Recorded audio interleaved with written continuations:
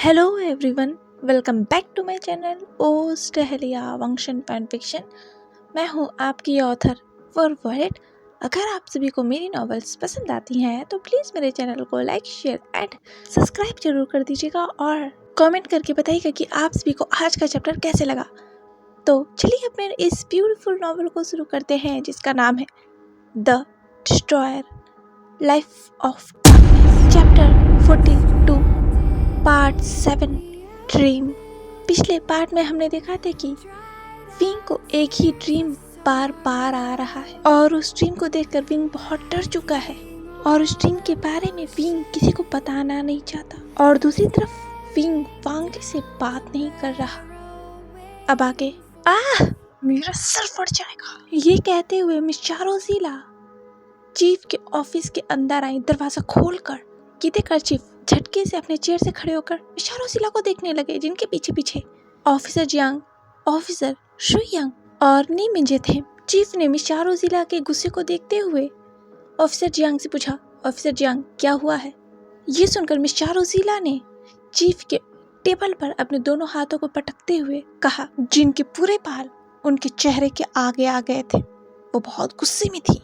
Mister Jiang, आप explanation देंगे?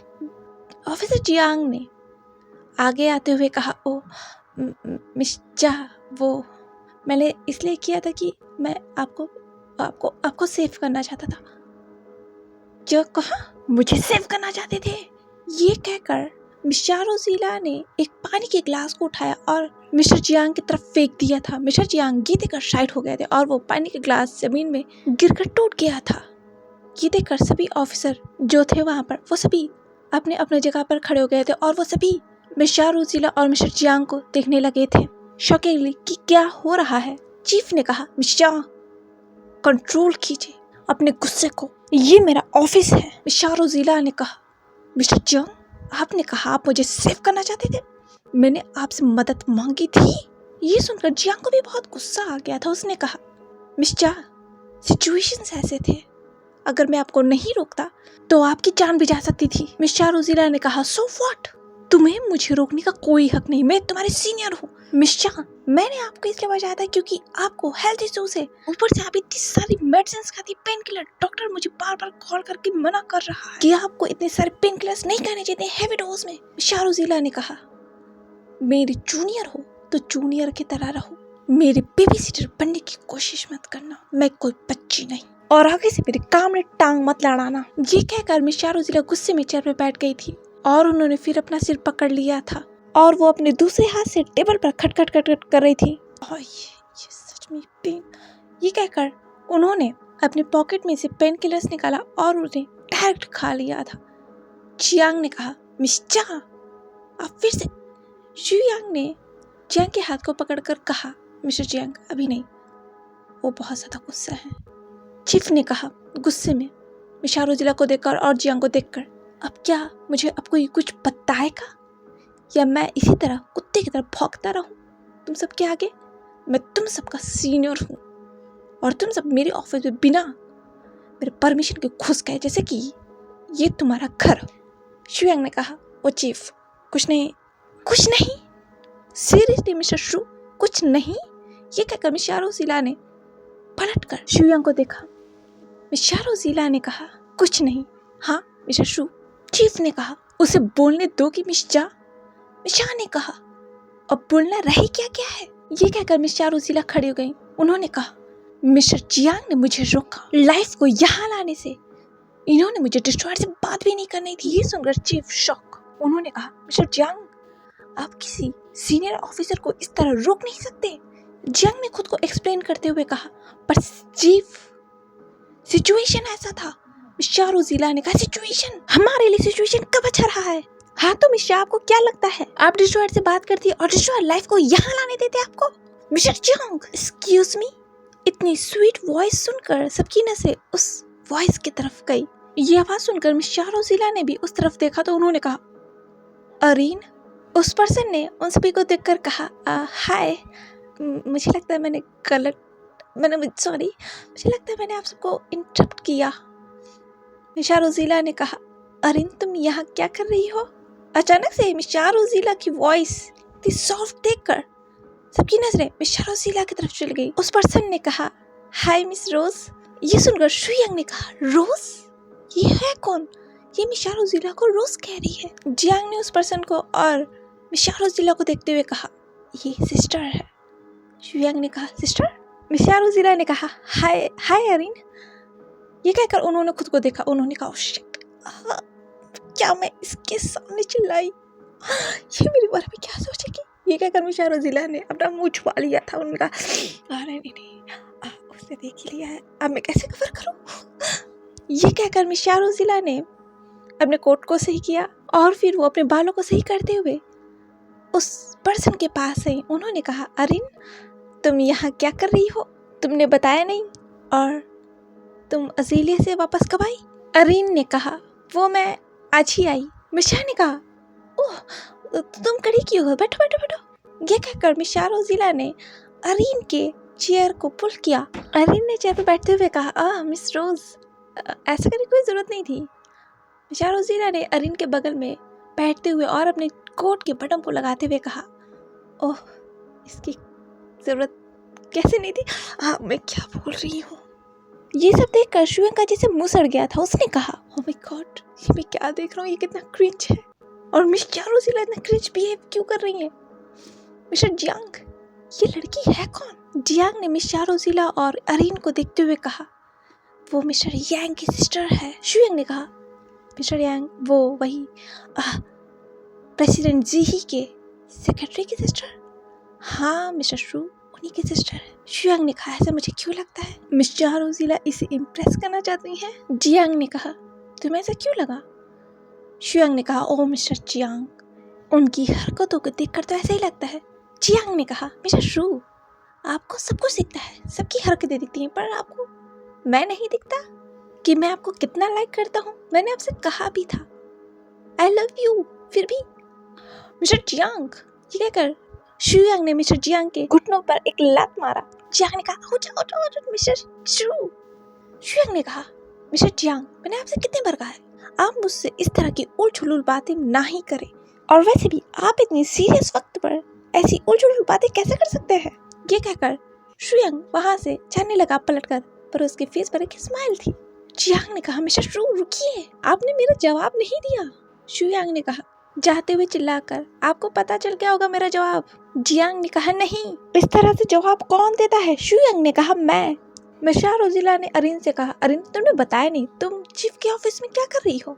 अरिन ने कहा, वो मिशा, मैं इस केस की फाइल पढ़ी थी। मिस रोजीला ने कहा, केस की फाइल? कौन सी केस की फाइल? ये कहकर मिस रोजीला ने उस फाइल को देखा और कहा, व्हाट, जियांग फाइमेन की? तुम्हें ये फाइल किसने दी? अरिन ने कहा, वो चीफ ने। ये सुनकर मिस रोजीला ने गुस्से में पीछे पलटकर चीफ को देखा। चीफ ने कहा, ओह, मैं क्या करता? उसने मांगा था। मिस रोजीला ने कहा, आपको तो मैं बताती हूँ बाद में। अरिन ने कहा, मिशा, क्या हुआ? मिशा ने अरिन को देखते हुए कहा, कुछ नहीं, वैसे तुम्हें क्या तुमने इस फाइल को मांगा था? अरिन ने कहा, हाँ। मिशा ने कहा, पर क्यों? अरिन ने कहा, क्योंकि मुझे इस केस के बारे में जानना था। मिशा ने कहा, भाई तुम्हें पूछ रही हूँ, क्यों? वो मुझे गगा ने बताया था ना कि आप इस केस पे काम करिए और इस केस को लेकर आप बहुत ज़्यादा परेशान हो। मिशा ने अपने मन में कहा, यांग, तुमने सब कुछ बता दिया इसे। ओह माय गॉड, अभी इस केस के पीछे पड़ जाएगी और मैं इसे इस केस में नहीं देखना चाहती। हाँ, ये बहुत डेंजरस है। मिशा, क्या हुआ? मिस रोजीला ने कहा, अरिन देखो, तुम इस केस के बारे में भले जानती हो। हाँ, अरिन, मेरी तरफ देखो। मिस रोजीला ये बहुत सीरियसली कह रही थी। मिशा ने कहा, अरिन, मैं बहुत सीरियस हूँ, ध्यान से सुनो। भले तुम इस केस के बारे में जानती हो, पर तुम इस केस के बारे में किसी को बता नहीं सकती। हाँ, मैं जानती हूँ मिशा। अरिन, मुझे बोल लेने दो। देखो, ये केस बहुत डेंजरस है और इस केस के बारे में किसी को भी कुछ भी नहीं पता चलना चाहिए। माना कि यांग ने तुम्हें बता दिया, पर इस केस को हम सीक्रेटली सॉल्व कर रहे हैं, तो तुम इस केस से दूर रहना। मिशा, मैं इस केस में आपकी मदद करना चाहती हूँ। नहीं अरिन, तुम मेरी मदद तभी कर सकती हो जब तुम इस केस से दूर रहोगी। मैं नहीं चाहती तुम इस केस में जरा भी पड़ो। पर मिशा, मैं आपकी मदद करना चाहती हूँ, प्लीज़। मिशा ने कहा, तुम नहीं मानने वाली, मैं जानती हूँ। ठीक है, तुम मेरी मदद करना, पर ग्राउंड लेवल पर नहीं। अरीन ने कहा, ठीक है। पर मिर्चा, आज आप बहुत परेशान लग रही थी, क्या हुआ है? डिस्ट्रॉयर, हाँ डिस्ट्रॉयर आपको लाइफ से नहीं मिलने दे रहे? मिर्चा रोजीला ने अपने सिर को पकड़कर कहा, हाँ वो मुझे मिलने नहीं दे रहे हैं। मैंने काफ़ी कोशिश की और मुझे समझ में भी नहीं आ रहा है कि मैं लाइफ से कैसे मिलूं। पता नहीं डिस्ट्रॉयर को क्या प्रॉब्लम है, हम उन्हें सेव करना चाहते हैं। तो अरीन ने कहा मिर्चा रोजीला को देखकर, मिर्चा वो उनसे प्यार करते हैं, इसीलिए वो नहीं चाहते कि लाइफ उनसे दूर जाए। ये सुनकर मिर्चा रोजीला ने जो अपनी आंखें बंद कर ली थी, उन्होंने अपनी आंखें खोली और उन्होंने अरीन को देखा। तुम्हारा क्या मतलब है? अरीन ने कहा, मिर्चा डिस्ट्रॉयर लाइफ से प्यार करते हैं। हाँ मैं जानती हूँ, तो उसे इसका क्या लेना देना? मिर्चा, हम जब किसी से प्यार करते हैं ना, तो हम उसे खुद से दूर जाने देना नहीं चाहते हैं, और जब उसमें कोई तीसरा आ जाता है तो सिचुएशन वर्स्ट हो जाती है। और मिर्चा, आप यहाँ एक तीसरा इंसान हो जो लाइफ को डिस्ट्रॉयर से दूर करना चाहती हो। मिर्चा ने कहा, थर्ड पर्सन और मैं? मिर्चा, आपने किसी से प्यार नहीं किया ना, इस वजह से आपको ये पता नहीं। आपको जब प्यार होगा तब आपको पता चलेगा। मिर्चा ने कहा, मुझे?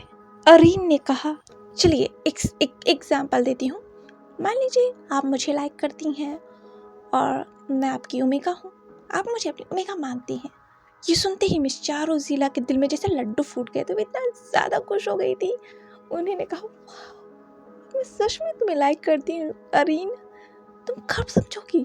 ये कहकर मिर्चा रोजीला अपने फेस पर हाथ रखकर अरीन को देखने लगी थी। उन्हें इस वक्त ऐसा लग रहा था जैसे वो हवा में उड़ रही हो और उनके चारों तरफ बटरफ्लाई हो और वो और अरीन एक दूसरे के बहुत क्लोज हो और वो अरीन को बस किस करने जा रही थी। हे मिर्चा, आप कहाँ खो गए? हाँ कुछ नहीं, तुम क्या कह रही थी? अरीन ने कहा, मिर्चा मेरी तरफ देखिए, मान लीजिए आप मुझे पसंद करती हैं और मैं आपकी ओमेगा हूँ, तो आपको कैसा लगेगा जब मेरी जान खतरे में हो? अरीन, सपोज कीजिए मिर्चा, सपोज कीजिए मैं आपकी ओमेगा हूँ और आप मुझे सेव करना चाहती हैं क्योंकि मेरी जान खतरे में है, तो आप क्या चाहेंगे कि कोई और मुझे सेव करे और मुझे आपके पास से ले जाए क्योंकि वो मुझे सेव करना चाहता है? मिर्चा ने कहा, मैं ऐसा बिल्कुल भी नहीं होने दूंगी, मैं उस पर्सन का मुंह तोड़ दूंगी अगर कोई तुम्हें मुझसे दूर ले गया तो। मिर्चा, वही तो, डिस्ट्रॉयर भला लाइफ को आपको कैसे ले जाने देंगे? भले माना कि आप उन्हें सेव करना चाहती हैं, फिर भी वो लाइफ को आपके पास जाने कैसे दे सकते हैं? माना कि ये प्रेसिडेंट का ऑर्डर है, माना कि ये पूरी दुनिया का सवाल है, पर डिस्ट्रॉयर लाइफ से प्यार करते हैं, वो नहीं चाहेंगे कि कोई और उनके ओमेगा को उनसे दूर ले जाए। ये सुनकर मिर्चा रोजीला शॉक। उन्होंने कहा, वो लाइफ से प्यार करते हैं? हाँ वो लाइफ से प्यार करते हैं, वो नहीं ले जाने देंगे आपको लाइफ को। मिर्चा, अगर आपको लाइफ को सेव करना है तो आपको डिस्ट्रॉयर के साथ मिलकर आपको लाइफ को सेव करना होगा। ये सुनकर मिर्चा रोजीला अरीन को देखने लगी थी। बॉस सुनिए ना प्लीज, बॉस प्लीज। मैक्स चले जाओ यहाँ से, मैंने तुमसे कितनी बार कहा तुम इस केस में काम नहीं करोगे, मैंने तुम्हें इस केस से बाहर निकाल दिया है। चीफ प्लीज एक बार मुझे मेरी बात तो सुन लीजिए। नहीं, पर क्यों? मुझे एक चांस तो दीजिए। ये क्या कर रिपोर्टर मैक्स अपने बॉस के पीछे दौड़ रही थी क्योंकि उनके बॉस उनकी बात ही नहीं सुन रहे हैं। रिपोर्टर मैक्स ने अपने बॉस का रास्ता रोकते हुए कहा उनके सामने से, बॉस रुक जाइए। मैक्स, अब तुम मुझे परेशान कर रही हो और तुम मेरा रास्ता रोक रही हो। मैक्स ने कहा, प्लीज बॉस मेरी बात तो सुनिए, ये बहुत सीरियस मैटर है। मैं जानता हूँ मैक्स, ये बहुत सीरियस मैटर है, इसीलिए कह रहा हूँ कि तुम इससे दूर रहो, तुम इस केस में काम नहीं करोगी। तुम समझ नहीं रही बॉस, आप नहीं समझ रहे हैं ये कितना सीरियस मैटर है। क्या हो जाएगा अगर हम इस न्यूज़ को टेलीकास्ट नहीं करेंगे? क्या हो जाएगा? मैक्स, कुछ भी नहीं होगा, बस इतना ही होगा कि हमारा ये जो चैनल है बंद हो जाएगा। बॉस, जब दुनिया ही नहीं रहेगी तो चैनल किस काम का? क्या ये तुम क्या बक रही हो? बॉस, मैं सही कह रही हूँ। प्लीज़ एक बार मेरी बात सुन लीजिए, उसके बाद मैं आपसे कभी कुछ नहीं कहूँगी। मैं इस केस से भी बाहर निकल जाऊँगी। I promise. रिपोर्टर मैक्स के बॉस अपनी जगह पे खड़े हो गए। उन्होंने कहा, ठीक है, 5 मिनट का वक्त है तुम्हारे पास मैक्स। उसके बाद मैं तुम्हें इस केस के बारे में बात करता हुआ देखना नहीं चाहता हूँ, और अगर तुमने बात की तो मैक्स सोच लेना, मैं तुम्हारी नौकरी खा जाऊँगा। ओके बॉस, 5 मिनट का तो वक्त है ना मेरे पास, तो बैठ के बात करते हैं। कुछ देर के बाद रिपोर्टर मैक्स अपने बॉस के सामने बैठी थी, वो भी उन्हीं के ऑफिस में, और उनके बॉस के सामने एक लैपटॉप था। रिपोर्टर मैक्स के बॉस ने कहा, मैक्स अब ये क्या है? मैक्स ने कहा, बॉस आप ही ने कहा था ना 5 मिनट का वक्त है, तो एक्सप्लेन करने से अच्छा मैं आपको दिखा ही दूँ। वीडियो फुटेज देखिए। बॉस ये क्या कर? रिपोर्टर मैक्स ने उस वीडियो को प्ले कर दिया था। ये वही वीडियो फुटेज थी जब रिपोर्टर मैक्स जियांग फैमिंग का पीछा करते हुए उनके मैंशन में गई थी, और जियांग फैमिंग ने वांग जी की असलियत जाना था कि वो कोई ह्यूमन नहीं है, वो डिस्ट्रॉयर है, वो गॉड है। उस वीडियो फुटेज में वो सब कुछ था जो भी उस दिन हुआ था, चाहे वो लूना का असली रूप सबके सामने आना हो कि वो वेरोनिका है, लूना नहीं, और चाहे वो मिस्टर मिन का वेरोनिका को सबके सामने लाना हो कि उसी ने मिस्टर मिन को गायब किया था क्योंकि वो उनकी असलियत जान गए थे, और चाहे वो डिस्ट्रॉयर का अपने असली रूप में आ जाना हो, और चाहे वो विंग का अचानक से वहाँ आ जाना हो और वांग जी को देखकर बेहोश हो जाना हो, वो सब कुछ था। उसमें सभी लोग थे। बॉसो सेरन जो डेसी की फॉर्म में थी, लैनी, Wenjing, Jiang Famiang, madam Yu, Shu Yang, officer Jiang, शारोजिला, निमिजे, वहाँ सभी थे, और उस वीडियो फुटेज में सभी कैप्चर हुए थे उस दिन जितने भी लोग वहाँ थे। रिपोर्टर मैक्स के बॉस ने कहा, मैक्स मुझे सभी ऊझुल। एक सेकेंड, ये क्या है? ये कहकर रिपोर्टर मैक्स के बॉस उस वीडियो फुटेज को देखने लगे थे जिसमें वांग ली अपने डिस्ट्रॉयर फॉर्म में आया था। ये देखकर रिपोर्टर मैक्स के बॉस की आंखें फटी की फटी रह गई थी और उनके रोंगटे खड़े हो गए थे, क्योंकि उस वक्त डिस्ट्रॉयर रिपोर्टर मैक्स के बॉस को बहुत डेंजरस लग रहे थे। वांग जी को उस फॉर्म में देखकर रिपोर्टर मैक्स के बॉस ने अपनी नजरें लैपटॉप से हटाकर मैक्स की तरफ देखा और कहा, क्या ये मैं गलत नहीं हूँ? तो बॉस आप सही हैं, वो डिस्ट्रॉयर है। ये सुनकर तो रिपोर्टर मैक्स के बॉस और भी ज़्यादा शॉक हो गया था, और वो शॉकिंगली पूरा वीडियो फुटेज देखने लगे थे। कैमरामैन शैम ने कहा, तुमने ऐसा क्या दिखा दिया मैक्स, जो बॉस शॉक हो गया था? ये सुनकर मैक्स ने सैम को देखा, और वो फिर उस वीडियो फुटेज को देखने लगी थी।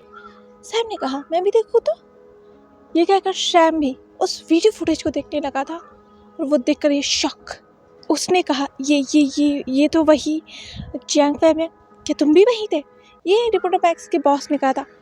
हाँ, मैंने ही तो इस वीडियो को कैप्चर किया था। रिपोर्टर मैक्स के बॉस ने कहा, बवाल होने वाला है मैक्स तुम्हारे इस वीडियो फुटेज से। मैं जानती हूँ बॉस। सैम ने कहा, बॉस इस वीडियो फुटेज को ये वीडियो फुटेज किसी के हाथ नहीं लगनी चाहिए, और पब्लिक। बॉस ने कहा, रिपोर्टर मैक्स आप चाहती थी ना सच्चाई सबके सामने आए, तो ये वीडियो फुटेज पब्लिक होगा। ये सुनकर रिपोर्टर मैक्स ने कहा, यस। ये सुनकर सैम ने बॉस को देखते हुए कहा, पर बॉस ये हम कैसे पब्लिक कर सकते हैं? आप जानते हैं कितना बड़ा पखेड़ा हो सकता है अगर हमने वीडियो फुटेज को पब्लिक किया तो। और सरकार हमारे इस चैनल को ही बंद करवा देगी, क्योंकि इसमें गवर्नमेंट भी शामिल है। गवर्नमेंट इस न्यूज़ को दबा रही है, इस बात को दबा रही है। कितने बड़े बड़े हाई ऑफिशियल शामिल है इसमें, मैं देख ही रहा हूँ कौन कौन शामिल है। शारोजिला, ऑफिसर जियांग, चाइना के सबसे बड़े बड़े ऑफिसर इस केस में लगे हुए हैं। तो जाहिर सी बात है ये मैटर बहुत ज़्यादा सीरियस है, और इतना ज़्यादा सीरियस है कि पूरे कल्टिवेशन वर्ल्ड टॉप पे लगा है। अगर हमने इस न्यूज़ को पब्लिक नहीं किया, हम जनता के साथ गलत करेंगे, और हमारा काम है जनता को सब कुछ सच सच बताना, भले ही सरकार इसमें शामिल क्यों ना हो। हम रिपोर्टर हैं, हम अपना काम छोड़ नहीं सकते। अब समझ रही है ना रिपोर्टर मैक्स? आप जानती हैं आपको क्या करना है। कैमरामैन शैम ने कहा, पर बॉस आप ये कैसे कर सकते हैं, ऐसे तो। कैमरामैन शैम ये कहकर रिपोर्टर मैक्स के बॉस ने सैम को देखते हुए कहा, हम अपनी जिम्मेदारियों से पीछे नहीं हट सकते। जनता को सच्चाई जानना होगा और उनको सच्चाई हम दिखाएंगे। तैयार हो जाइए मिस्टर शैम, क्योंकि इस न्यूज़ से कल्टीवेशन वर्ल्ड में आग लगने वाली है। कैमरामैन शैम ने कहा, यस बॉस। ये कहकर कैमरामैन शैम और रिपोर्टर मैक्स बॉस के ऑफिस से चले गए थे, क्योंकि उन्हें इस न्यूज़ के लिए तैयारियां भी तो करनी है। रिपोर्टर मैक्स के बॉस ने उस वीडियो फुटेज को प्ले किया और उन्होंने डिस्ट्रॉयर को देखा। उनके रियल फॉर्म में उन्होंने कहा, कहते हैं डिस्ट्रॉयर से कोई विश मांगो तो वो विश ज़रूर पूरी होती है। मैं विश करता हूँ डिस्ट्रॉयर की लाइफ आपको मिल जाए, तभी तो पूरा कल्टीवेशन वर्ल्ड बचेगा। ये कहते हुए रिपोर्टर मैक्स के बॉस ने उस खिड़की से बाहर देखा तो बाहर बारिश हो रही थी और बिजली बार बार कड़क रही थी, और रात से सुबह कब हो गई पता ही नहीं चला, और विंग सीढ़ियों से नीचे उतर रहा था। जंग फैमिंग ने विंग को देखा। विंग अपने कॉलेज ड्रेस में था। जंग फैमिंग ने कहा, विंग तुम कहाँ जा रहे हो? विंग ने कहा, डैड कॉलेज जा रहा हूँ। जंग फैमिंग ने कहा, बेटा। मैडम यू ने कहा, विंग इसकी कोई ज़रूरत नहीं। विंग ने डाइनिंग टेबल के पास जाते हुए कहा, मॉम मैं ठीक हूँ, मेरी फिक्र मत कीजिए। वांगजी ने विंग को देखा जो डाइनिंग टेबल पर बैठा था और विंग को देख रहा था।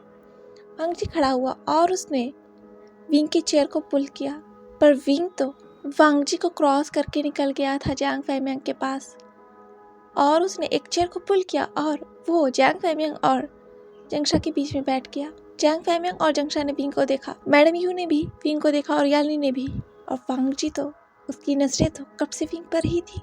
विंग ने स्माइल करते हुए कहा, तो मॉम क्या बनाया है?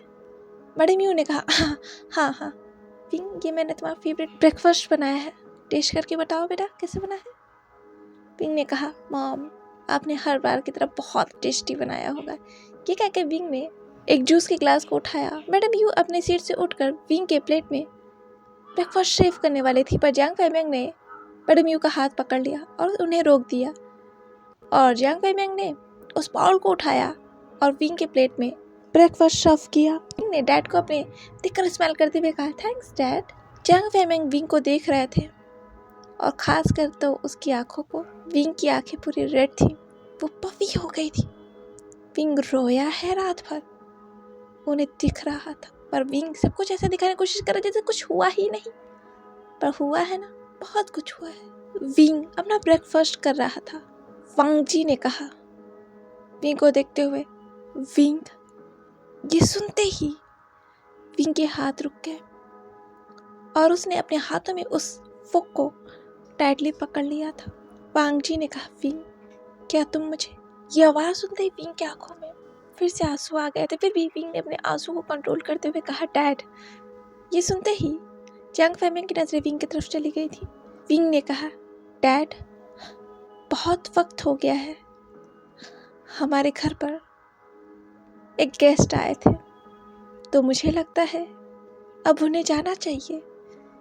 इतने दिन तक किसी के घर पर रुकना सही नहीं। वांगजी ने सुना। वांगजी को बहुत हर्ट हुआ। वांगजी ने कहा, तो तुम मुझे यहाँ से भेजना चाहते हो, खुद से दूर? विंग ने कहा, सिजे आज आप कॉलेज नहीं जा रहे? याली ने कहा, हाँ मुझे जाना है विंग, पर विंग ने कहा, क्या सिजे आपकी क्लासेस लेट है? नहीं नहीं विंग, आज मेरी क्लासेस मॉर्निंग में ही है। विंग ने कहा, परफेक्ट, तो मैं आज आपके साथ जाना चाहूँगा। वैसे भी बहुत वक्त हो गया है, हम एक साथ कॉलेज नहीं गए, है ना? विंग ये हंसते हुए कह रहा था, पर विंग हंस तो रहा था, लेकिन उनके आंसुओं ने उसकी बात को नहीं सुना। वो खुद ही निकल गया उसकी आंखों से बिना उसकी इजाजत के। यानी ने ये देखा, उसके आँख में भी आंसू आ गए थे, और यानी के हाथ में जो नाइफ था, उसके हाथ उस नाइफ पर कस गए थे। वो अपने बेबी ब्रदर को इस तरह नहीं देख सकती है, और यानी भी विंग के रेड आइज को देख सकती थी और उसके आंखों के नीचे उस डार्क सर्कल्स को देख सकती थी। विंग ने कहा, सीजे तो चलिए चलते हैं। ये क्या कर विंग ने अपने आंसुओं को पोंछ लिया था। मैं बाहर जा रहा हूँ, मैं आपका कार में वेट करूँगा। ये क्या कर विंग अपने चेयर से उठकर जाने ही वाला था कि वांग जी ने विंग का हाथ पकड़ लिया और उसने कहा, विंग मेरी बात सुनो। विंग ने बिना पीछे पलटे हुए कहा, मेरा हाथ छोड़िए डिस्ट्रॉयर। वांग जी ने कहा, नहीं। ये कहकर वांग जी ने विंग के हाथ को खींचा और विंग पलट चुका था और वो वांग जी के शोल्डर से जाकर टकरा चुका था। विंग को हिम्मत नहीं हो रही थी कि वो वांग जी को देखे, क्योंकि उसे देखना नहीं चाहता था। पर वांग जी के फरमाश ने एक बार फिर उसे अपनी तरफ खींचना शुरू कर दिया था। विंग ने कहा, वांग जी को बिना देखे, मेरा हाथ छोड़िए डिस्ट्रॉयर। वांग जी ने कहा, विंग प्लीज़ मुझे इस नाम से मत बुलाओ। तुम मुझे इस नाम से बुलाते हो ना, मुझे बहुत हर्ट होता है। मुझे ऐसा लगता है कि किसी ने मेरे दिल पे लाखों छुरियां चला दी हो। विंग ने कहा, वो हक आपने खो दिया है, वो झूठ। विंग प्लीज़ क्या तुम मुझे माफ़ नहीं कर सकते? विंग मैं तुमसे झूठ नहीं बोलना चाहता था, मैं तुम्हें बताना चाहता था, पर आपने झूठ बोला डिस्ट्रॉयर। और झूठ तो झूठ होता है ना, चाहे वो जिस वजह से भी बोल जाए। हाँ विंग उसमें वजह थी। वजह डिस्ट्रॉयर, क्या वजह थी? ये वजह थी कि आपको मेरी कोई परवाह नहीं। विंग प्लीज ऐसा मत कहो, मैं और क्या कहूँ।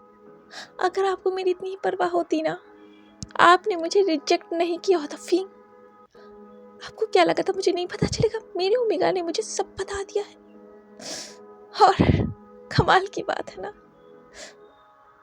मेरी ओमेगा ने मुझसे कहा था, आप विश्वास के काबिल नहीं, आप पे मैं विश्वास ना करूं। और देखिए ना, मैंने आप पर विश्वास कर लिया। मैंने उसकी बातों को सुना किया क्योंकि मुझे आप पर भरोसा था। मुझे आप पर भरोसा था क्योंकि मुझे मेरे प्यार पे भरोसा था कि मेरा प्यार कभी गलत नहीं हो सकता। इसलिए मैंने उसकी बातों को अनसुना किया और तुमसे प्यार किया। और इस भरोसे का नतीजा क्या निकला? झूठ, बस झूठ। और इसकी वजह से मेरा ही ओमेगा मुझसे बात नहीं कर रहा, वो मुझसे नाराज। और पता है कैसे लगता है कि जब आपका ही एक अक्ष आपसे ही दूर चला जाए, और कैसे लगता है कि आपका ही अल्फा ने आपको रिजेक्ट किया और अब वो आपके पास आया है और आपसे प्यार करने का दावा करता है। मैं कैसे विश्वास कर लूं आप पे? और मैंने तुमसे कहा था डिस्ट्रॉयर, मेरा दिल मत तोड़ना, मुझे झूठ मत बोला, पर तुमने मुझसे इतना बड़ा झूठ बोला। I hate you, Destroyer Lan Fangji. I hate you, my whole heart. और आगे से मेरा हाथ दोबारा पकड़ने की हिम्मत मत करना, वरना मैं क्या करूँगा ये मैं खुद भी नहीं जानता। ये कहकर विंग ने झटके से अपने हाथ को वांग जी से छुड़ा लिया था और विंग वहां से दौड़ता हुआ चला गया था। और वांग जी बस विंग को जाता हुआ देखता रह गया।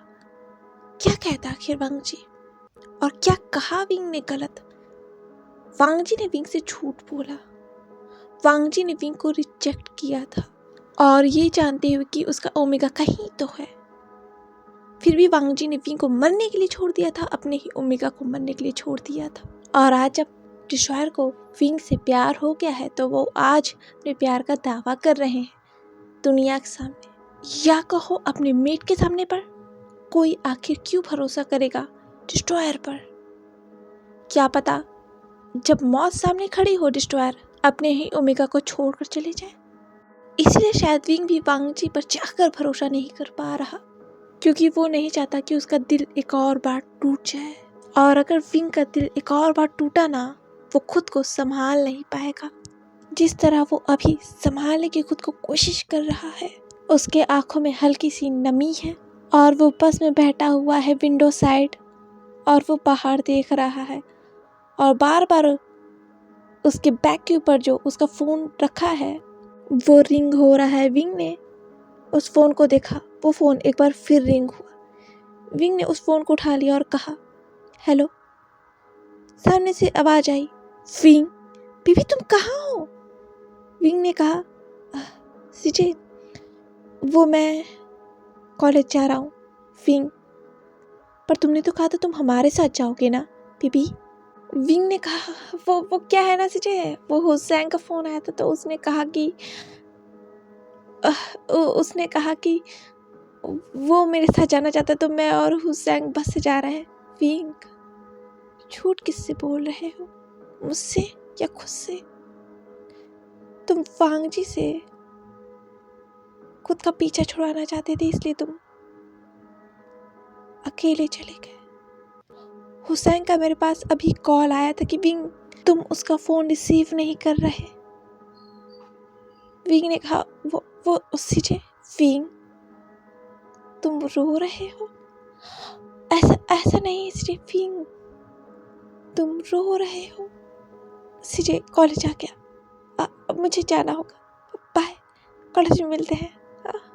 ये कहकर विंग ने फ़ोन काट दिया था और वो अपने रोने को रोकने की कोशिश कर रहा था, पर उससे ये नहीं हो रहा था, इसीलिए शायद विंग ने अपने मुंह में अपने हाथ को डाला और वो अपने हाथ को काटने लगा था ताकि उसकी ये आवाज़ किसी को सुनाई ना दे, क्योंकि वो इस वक्त एक पब्लिक बस में था जहाँ अगर वो रोया तो सभी की नज़र उसकी तरफ चल जाएगी और सबका अटेंशन वो गेन कर लेगा, और वो इस वक्त ऐसा नहीं चाहता। वो इस वक्त किसी से बात नहीं करना चाहता, किसी के सवालों का जवाब नहीं देना चाहता, किसी की नज़रें को अपने ऊपर फेस नहीं करना चाहता। उससे ये सब नहीं हो रहा, उसके लिए बहुत टफ है, उसके लिए बहुत टफ है ये सब, उसके लिए टफ है वांग जी को भूल जाना, उसके लिए टफ है वांग जी की यादों से दूर जाना। इसीलिए शायद विंग ने अपने बैग में से अपना हेडफोन निकाला और उसे अपने कान में लगा लिया था और उसके फ़ोन में जो सबसे पहला म्यूज़िक था उसे प्ले कर दिया, जो शायद विंग पहले सुन रहा था। पर जब वो म्यूज़िक प्ले हुआ, विंग के आंखों से ना चाहते हुए भी वो आंसू निकल गए, क्योंकि वो म्यूज़िक लंजा की थी, जो लंजा ने उसके लिए लिखी थी, जिसे विंग सुनने लगा था उस बस के कांच की खिड़की से अपने सिर को टिकाकर, और वो बाहर देख रहा था उस म्यूजिक को सुनते हुए।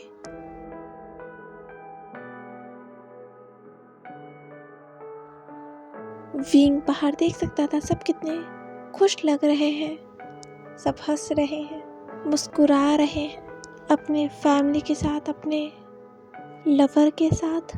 विंग के फेस पर भी एक ब्रोकन ही सही स्माइल तो आई थी। और फिर विंग ने देखा उस बस की खिड़की से बाहर दो ब्यूटीफुल कपल एक दूसरे को किस कर रहे थे, उसी तरह एक पेड़ के पास जैसे वांग जी ने उसे किया था और कहा था, wing I love you so much. तुम्हें पता है, जब भी मैं तुम्हारी इस स्माइल को देखता हूँ ना, मुझे लगता है मैंने दुनिया की सबसे खूबसूरत चीज पा ली हो।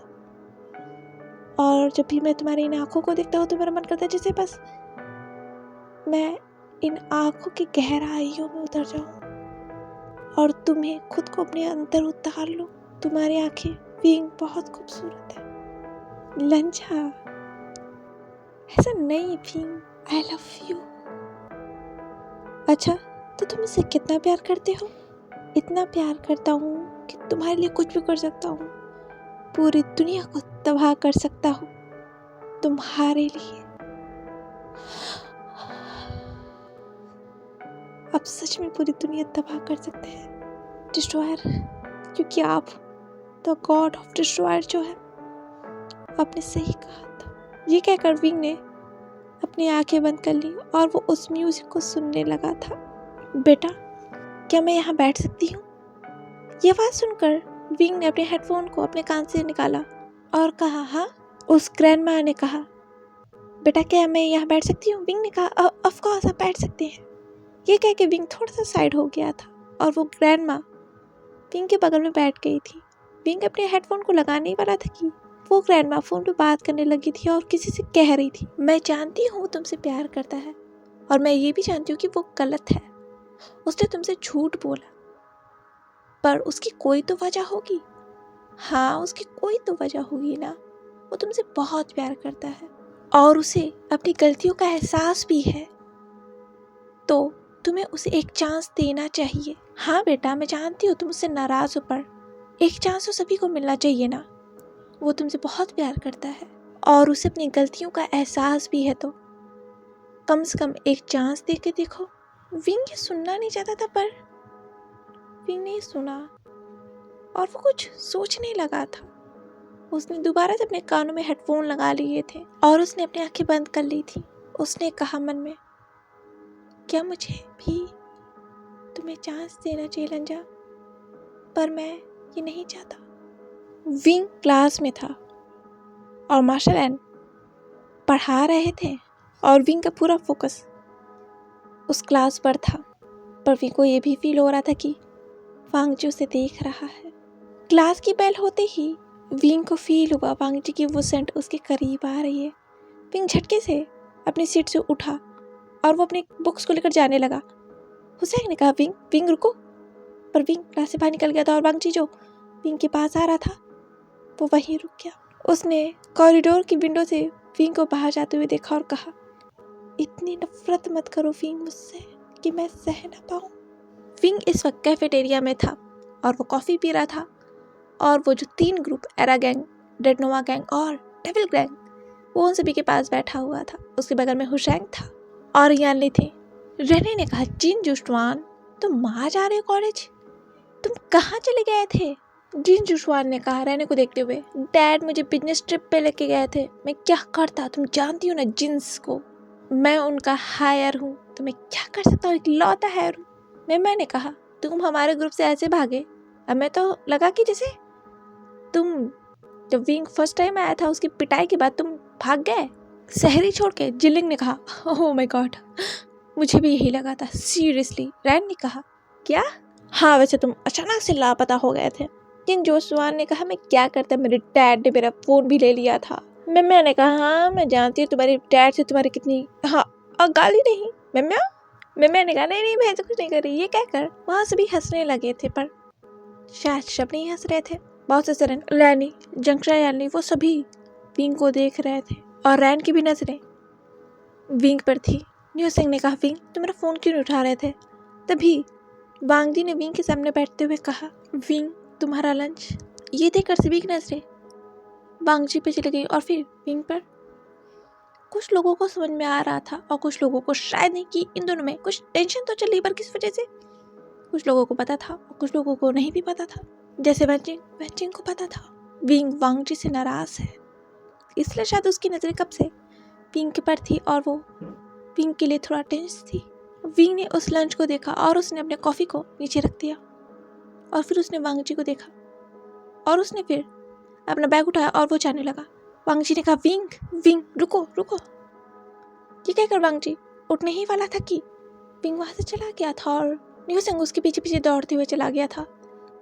विंग बहुत तेज तेज चल रहा था और न्यू सिंह उसके पीछे दौड़ रहा था। न्यू सिंह ने कहा, विंग विंग रुको विंग। ये क्या कर।